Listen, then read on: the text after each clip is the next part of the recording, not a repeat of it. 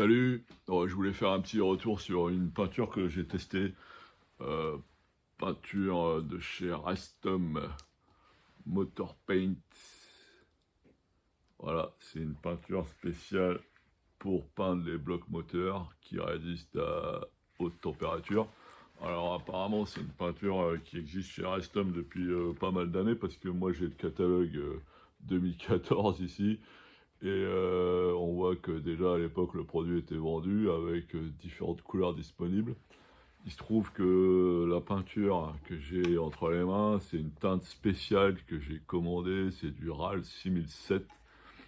Et ce qui se distingue un peu du vert de base, qui est le vert qui est utilisé pour les 4 chevaux notamment. Donc là on a un vert un petit peu plus adapté à la Ford. Alors,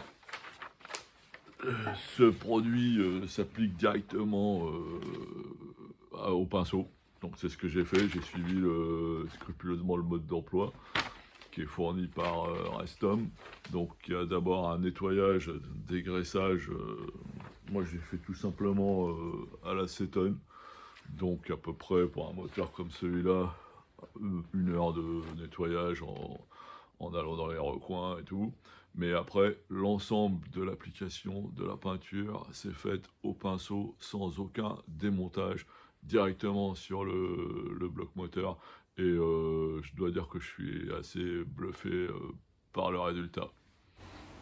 On a changé la culasse, donc la culasse qui a été changée en 2020, elle était peinte avec une peinture qui n'était pas à haute température et qui en fait n'a pas du tout tenu dans le temps.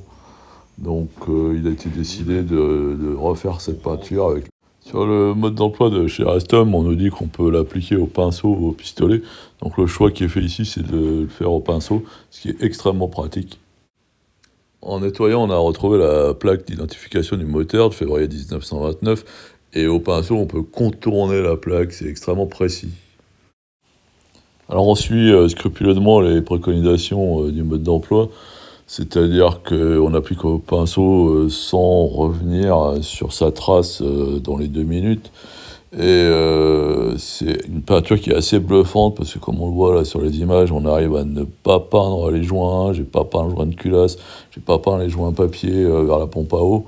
Et après séchage, la peinture se tend et ça donne un rendu absolument impressionnant comme si on l'avait peint au pistolet.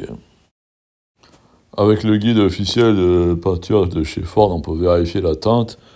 Donc on voit qu'on se rapproche bien du Engine Green de Henry Ford. Donc on a commandé une teinte spéciale chez Rastom pour pas avoir le vert de base. Et c'est du RAL 6007 qui est la teinte qui se rapproche le plus de la teinte de chez Ford. On respecte 1 semaine de séchage entre les 2 couches, puis encore 1 semaine après la 2e couche. Puis ensuite, on a une cuisson à faire avec allumage et moteur éteint. Donc une dernière vidéo à la lumière du jour. Donc on voit que la peinture elle est vraiment bien tendue ici. Ici on a peint par un petit tapotage pour éviter les traces. De ce côté-là on n'a rien démonté. On a passé le pinceau